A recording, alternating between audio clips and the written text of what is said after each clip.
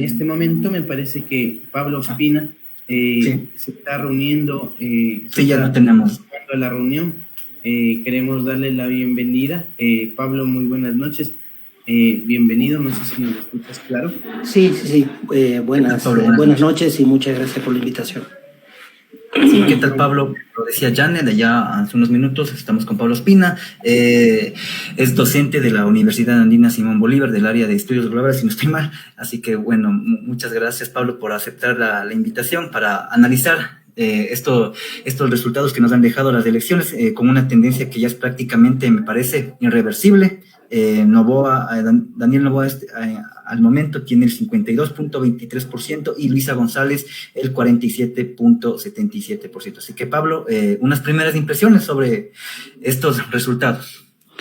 Bueno, lo que ahora estamos esperando es saber exactamente cuán grande va a ser la diferencia.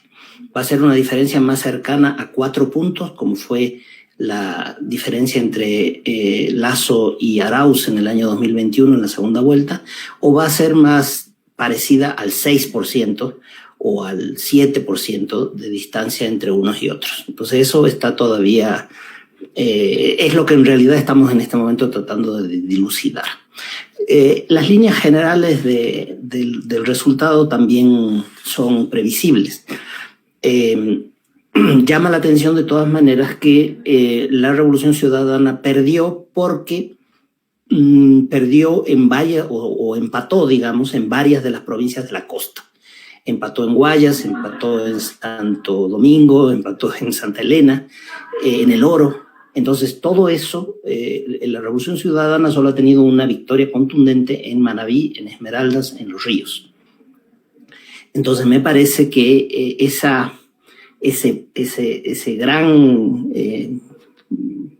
gran elección que ha hecho Daniel Noboa en la costa le permite que la diferencia que ya tenía y que se sabía que iba a tener en la costa, en la sierra y en la Amazonía, le ha permitido ganar con una diferencia importante. Entonces, eso ya se sabía. Ahora, es interesante pensar, dar la vuelta a por qué la Revolución Ciudadana pierde en las zonas que han sido tradicionalmente bastiones del centro izquierda. ¿Por qué pierde en las zonas indígenas? Masivamente, además. En las zonas de, por ejemplo, de la Amazonía, en Zamora Chinchipe o en Morona Santiago, donde ha ganado tradicionalmente Pachacuti, masivamente, igual en la Sierra Central. Tungurahua, la diferencia es abrumadora, igual en Bolívar. Entonces, esto debería hacer pensar a la Revolución Ciudadana por qué ha generado esos anticuerpos en un electorado que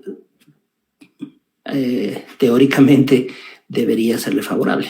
Porque ahí precisamente resulta que en el electorado más de centro-izquierda tiene una votación de rechazo y en el electorado más bien conservador de la costa tiene más éxito.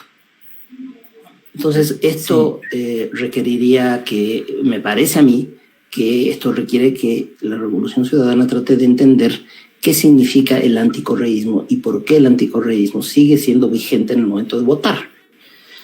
Se han pasado presentando encuestas para decir que no existe el anticorreísmo, que es una minoría ridícula de la población, pero igual no ganan las elecciones. O sea, Noboa tuvo que superar una distancia de 10 puntos que le llevaba la candidata Luisa González y ha logrado una inmensa cantidad de votos adicionales en la segunda vuelta, muy por encima de las que obtuvo, las que pudo ganar en segunda vuelta la candidata de Correa.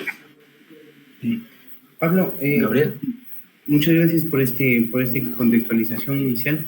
Te quería preguntar una pregunta con dos partes. La primera, ¿por qué a tu parecer es necesario, ya sea en el caso de Luisa González o las declaraciones de Daniel Noboa, que los candidatos se posicionen, por lo menos discursivamente, en una perspectiva de centro-izquierda para obtener resultados electorales en Ecuador, y cómo esto puede estar marcando diferencias con en cambio, casos como el de Argentina, donde justamente es el discurso de afianzarse hacia la derecha lo que puede estar definiendo la elección. Bueno, yo creo que esto tiene que ver con el rechazo que hay al gobierno de Lasso y el rechazo que existe también en parte a la última parte del gobierno de Lenín Moreno, que centraron toda su gestión gubernamental en acumular superávit fiscal, en convertir el déficit fiscal en el centro de todos los problemas centrales del Ecuador y en manejar una política de austeridad. Cuando el Ecuador y cuando las clases populares, desesperadas luego de una catástrofe como la de la pandemia, necesitaban una política contracíclica. Esto es una política de mucha inversión pública, de mucha inversión en infraestructura, de reparación de escuelas, de funcionamiento de los hospitales. Entonces, esa política, digámosle así, keynesiana, es la que conecta con las necesidades, con las urgencias del electorado. Entonces, Daniel Noboa, lejos de presentarse como un candidato neoliberal, se ha presentado efectivamente, como tú dices, como un candidato de centro izquierda. No sabemos qué es lo que será en realidad, pero claramente este periodo de gobierno, si él no cumple con esa política de inversiones, por ejemplo, él planteó una política de inversiones en la distribución eléctrica, planteó una política de inversiones agresiva también en la producción de diésel a nivel nacional para reducir las importaciones y, por lo tanto, mejorar la competitividad.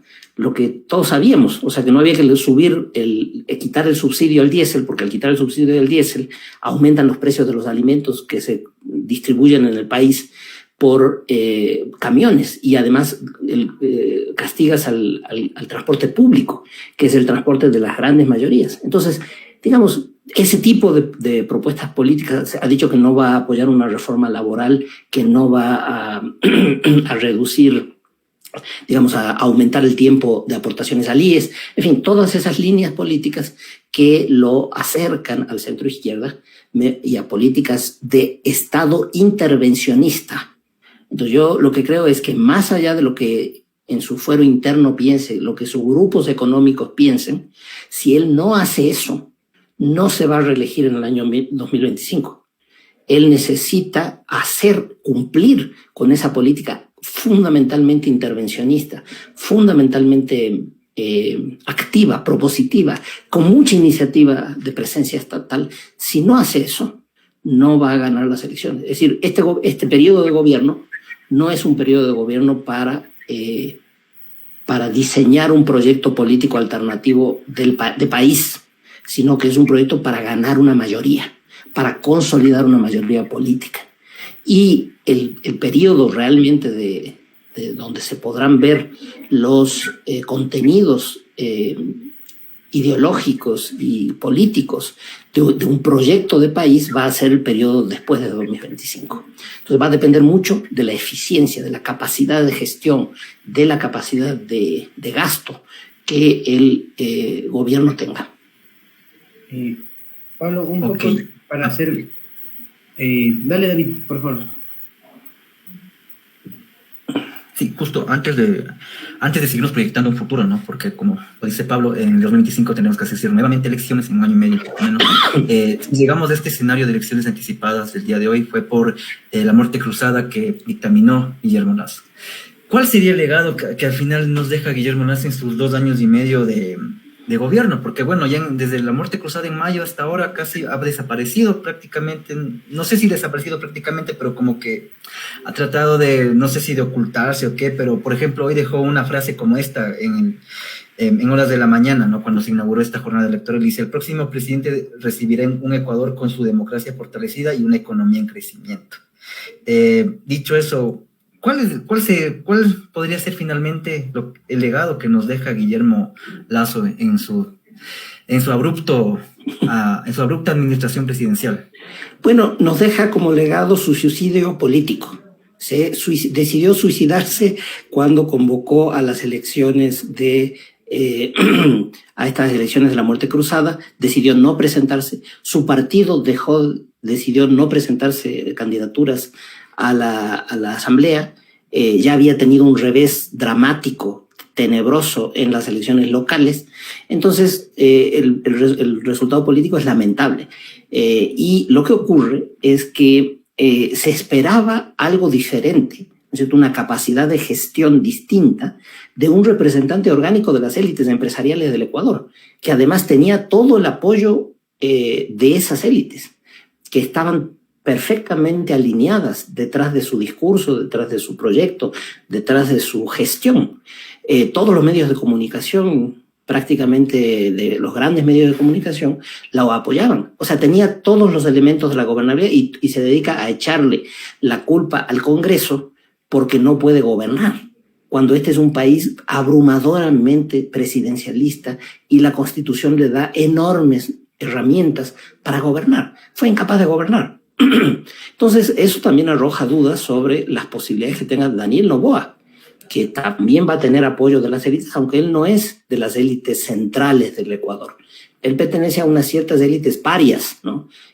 Álvaro Noboa no es una persona, y el grupo Noboa en general no es un grupo considerado por las élites empresariales como un fiel representante de sus lineamientos y de su ética. Al contrario, es considerado marginal. No así la tía, Isabel Noboa. Isabel Noboa sí está integrada en las élites, pero Álvaro es un casi más me reír de las élites empresariales ecuatorianas. Entonces, no sabemos qué tan orgánico está. No es tan orgánico como lo era Guillermo Lasso, pero evidentemente tiene sus vínculos con todos esos grupos empresariales. Entonces uno tiene dudas, porque con todo lo que tenía Lasso de poder real detrás de sí, Noboa también lo podría tener, pero eso no garantiza que vaya a ser un gobierno eficiente, que vaya a ser una gestión que recupere la mayoría política, sin la cual no va a ser posible ninguna reforma estructural de fondo. También, Pablo, un poco profundizar sobre esto que mencionas, que tenemos la incertidumbre de que si está consolidado orgánicamente el poder de Noboa o de la familia Noboa dentro como que de la clase dominante, ¿te parece que podremos tener más continuidad de lo que vino haciendo Lasso, que incluso con una posición, como tú dices, más consolidada, no logró llevar a cabo su proyecto político, o no logró concretar como tal una serie de leyes que murieron en el Congreso, o su misma dimisión 2 años antes de que acabe su mandato, una muestra de fracaso? Incluso mismos funcionarios de su gobierno reconocen en su trabajo el fracaso. ¿Qué le queda a Noboa si al parecer tiene menos opciones o menos consolidado este círculo que lo puede estar apoyando desde el poder? Bueno, tiene que alejarse de esa herencia. Tiene que tratar de, si pretende repetir lo que intentó hacer Guillermo Lasso, no va a ser reelegido en el año 2025. Como digo, tiene que hacer una política de gobierno activo.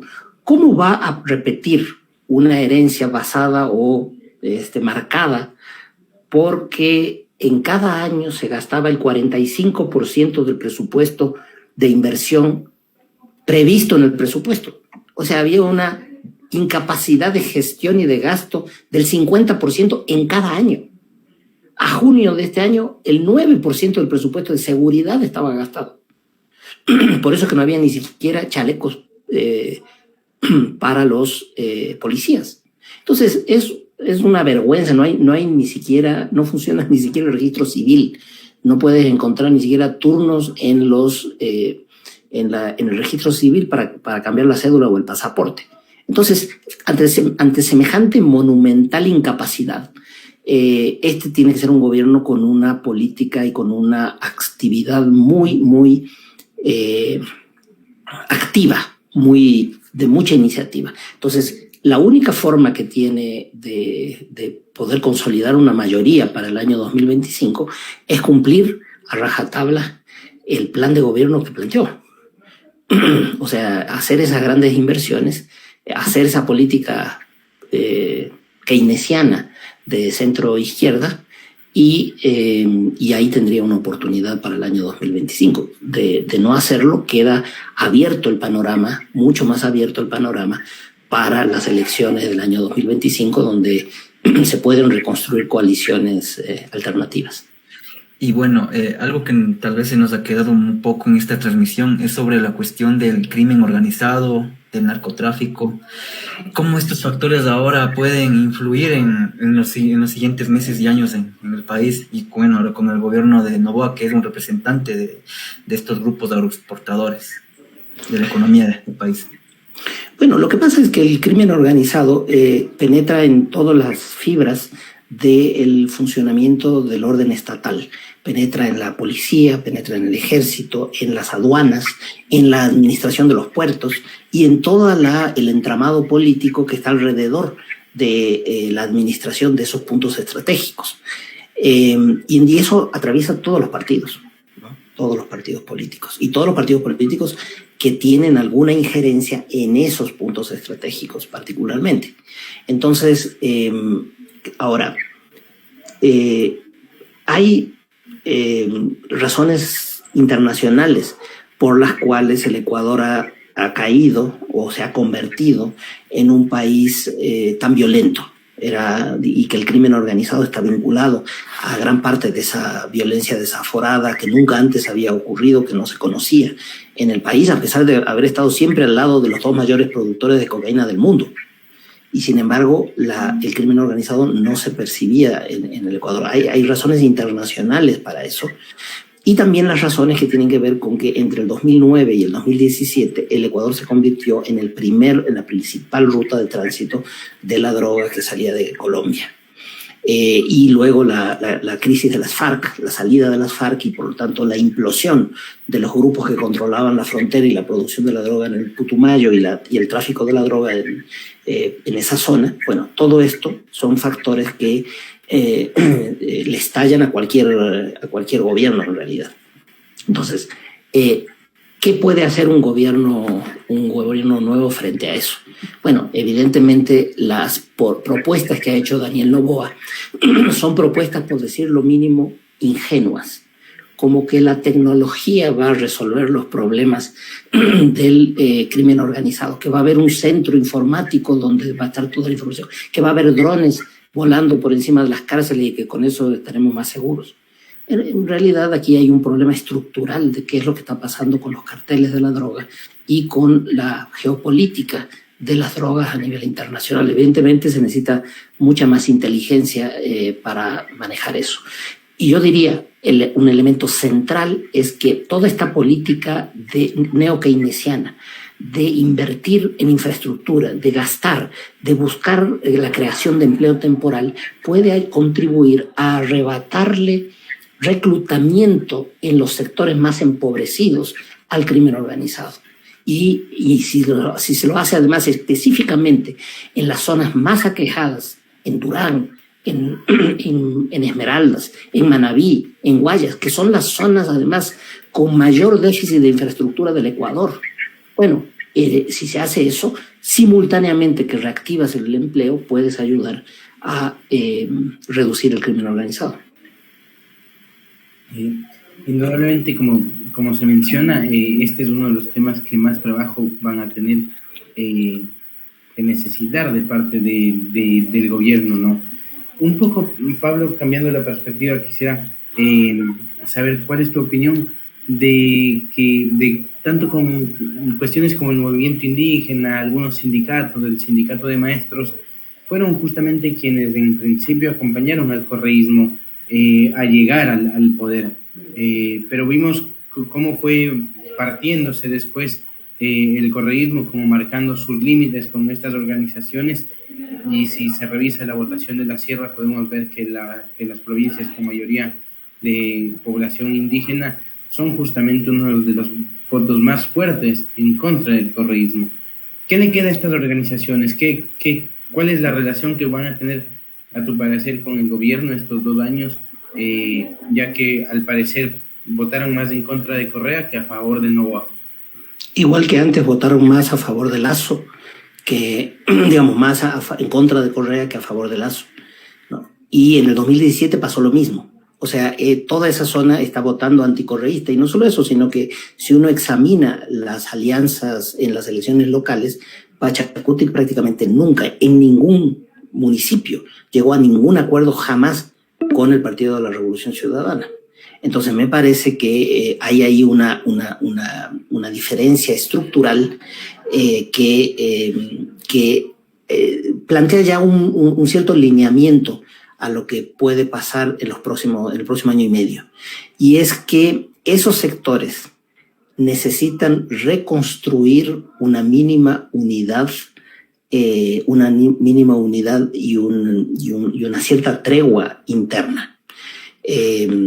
Mientras se esté privilegiando en la disputa interna entre los grupos que están luchando por la dirección del Pachacutic o de la CONAIE o del movimiento indígena, mientras eso se mantenga, va a ser muy difícil construir una coalición amplia, que es la única coalición cuya columna vertebral es, por supuesto, el movimiento indígena, y es la única que podría ofrecer una alternativa a la población en el año 2025, una alternativa creíble.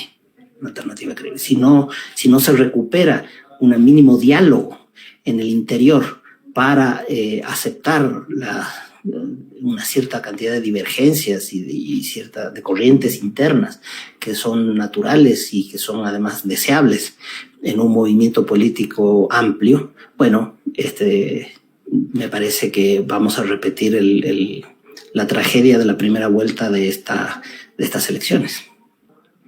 Sí, bueno, aprovechando también que tenemos aquí a Pablo, preguntarle también sobre la fórmula, la vicepresidencia de Daniel Noboa, ¿no? Que nos han estado ahí pidiendo que le preguntemos sobre la señora Verónica Abad. Justamente Gabriel planteaba también hace pocos minutos sobre esto de Milei en Argentina. ¿Por qué? No sé cómo decirlo, pero ¿por qué es que tiene esta gente ahora tanta cabida aquí, no? Y es posible que pueda llegar más lejos de esta gente con este tipo de ideologías aquí en un país como Ecuador, que es un contexto obviamente totalmente diferente al de Argentina, claro. Bueno, hay que empezar diciendo que implícitamente la campaña de Noboa ha reconocido que ese fue uno de sus peores errores, escoger a esa candidata a vicepresidenta. Digo que implícitamente porque la silenció durante toda la segunda vuelta. No ha hecho ninguna declaración. Luego, ni siquiera está en el mismo lugar donde Noboa está esperando los resultados electorales. Noboa está en Olón y ella está aquí en Quito. O sea, ha estado totalmente ajena a todas y además ha mandado un comunicado diciendo que le va a encargar de los problemas de los migrantes en el Caribe y en el África. O sea, básicamente que la va a mandar al exilio. Entonces, básicamente lo que nos está diciendo es que se da cuenta de que fue un gravísimo error haberla escogido como candidata a la vicepresidencia de la República. Ahora, lo que uno se podría preguntar legítimamente es por qué la escogió. Quiere decir, o sea, eso no puede ser pura casualidad. O sea, hay ahí una afinidad ideológica que uno percibe y que nadie podría suponer que vas a escoger a alguien radicalmente opuesta a tus ideas como compañera de fórmula. Entonces hay ahí uno de los principales problemas que tenía la candidatura. O sea, la candidatura de Noboa tenía 3 grandes problemas: su vicepresidenta, su padre, y tenía el otro problema de su asociación a los empresarios como Lasso. Entonces, al gobierno de Lasso, a la continuidad del gobierno de Lasso. Entonces, esos 3 elementos son efectivamente los elementos que más se les atacaron. Entonces, yo creo que ellos se dieron cuenta de eso y rápidamente tomaron la decisión de apartarla de todas las decisiones políticas de importancia. Ahora, ¿qué tanto eso demuestra una orientación ideológica de fondo de Daniel Noboa? Será algo que tendremos que ver próximamente. Es claramente un hombre pro vida, es un hombre conservador en sus valores religiosos, no es igual que su padre y que su madre en eso. ¿Y ese alejamiento con Abad puede quizás mostrarnos una primera crisis interna o habrá que esperar con el tiempo? Es que ella representa un grupo extremadamente marginal. Casi no tuvo ninguna ninguna significación en Cuenca cuando fue candidata a alcalde. Entonces me parece que más que una ruptura es una marginación de un personaje incómodo. Gabriel. Ahí va. Sí. ¿Te parece, Pablo, con respecto a lo que nos has venido diciendo, que el correísmo pueda llegar a tener algún otro cuadro, alguna otra propuesta, o al Ecuador, o las soluciones en términos políticos que se pueden salir, te parece que van a salir de otras fuerzas políticas, de otros movimientos? ¿Te parece que quién tiene más oportunidad de disputar realmente en el 2025 quizás la elección contra Noboa o contra otros candidatos que vayan presentando, en este caso las derechas más tradicionales? No, el correísmo siempre va a tener una opción importante, y lo que ocurre es que tienes dos posibilidades en el correísmo. Una es apostar, y esa creo que es la apuesta de Rafael Correa, es apostar al desgaste que provocan gobiernos ineptos y dedicados a priorizar el ajuste. Entonces, el gran argumento de por qué Rafael Correa mantiene su votación y logra tener el peso político que tiene es la ineptitud de Moreno y de Lasso, que son presentados como la confirmación de que la marginación del correísmo fue el gran error de la política ecuatoriana. Entonces, si el gobierno de Noboa sigue los mismos pasos de los dos gobiernos anteriores en este año y medio, bueno, el correísmo va a seguir apostando a eso. Nosotros sí somos eficientes, nosotros sí recuperamos el Estado, nosotros sí tenemos preocupación por los pobres, por la política social, y ya lo hemos demostrado. Entonces, básicamente ellos están apostando al desgaste y al cansancio de la gente ante las opciones anticorreístas que cogió. La segunda opción sería que el correísmo se hiciera una autocrítica y buscara hacer un acuerdo más amplio. Pero me parece que eso está bastante vedado, y la elección de esta candidata en particular muestra que esa no es una opción considerada por el liderazgo de ese partido, porque está formateado, prácticamente toda su acción política está basada en el supuesto de que hay el peligro de una nueva traición. Entonces, si buscas a alguien que sea más amplio, que trate de aliarse con otros grupos, bueno, ese es un traidor en potencia. Queremos agradecerle a Pablo por haber estado aquí. Realmente ha sido una entrevista muy enriquecedora para darnos un poco más de aires, ¿no? Un poco más de panorama un poco más claro sobre lo que está pasando, sobre estos resultados. Así que, no sé, Gabriel, ¿tienes alguna inquietud más? No, más que nada agradecerle a Pablo por su presencia, por la claridad con la que nos ha ido dibujando este panorama que nos queda, este panorama postelectoral. Y esperemos en una próxima ocasión, Pablo, tenerte aquí con nosotros para profundizar en algunos temas que vayan surgiendo en este nuevo gobierno que se viene, frente a todo lo que nosotros como medios, como académicos, como ciudadanos nos va a tocar enfrentar y hacer con el gobierno de Noboa. No sé si, Pablo, tienes alguna última palabra. Sí, muchísimas gracias por la invitación, y cuenten conmigo cuando crean que pueda ser de utilidad. Y bueno, también es importante decir que hay que, digamos, no solamente verlo desde la academia o desde la reflexión, sino también desde un compromiso con las organizaciones y los movimientos sociales. Gracias, Pablo.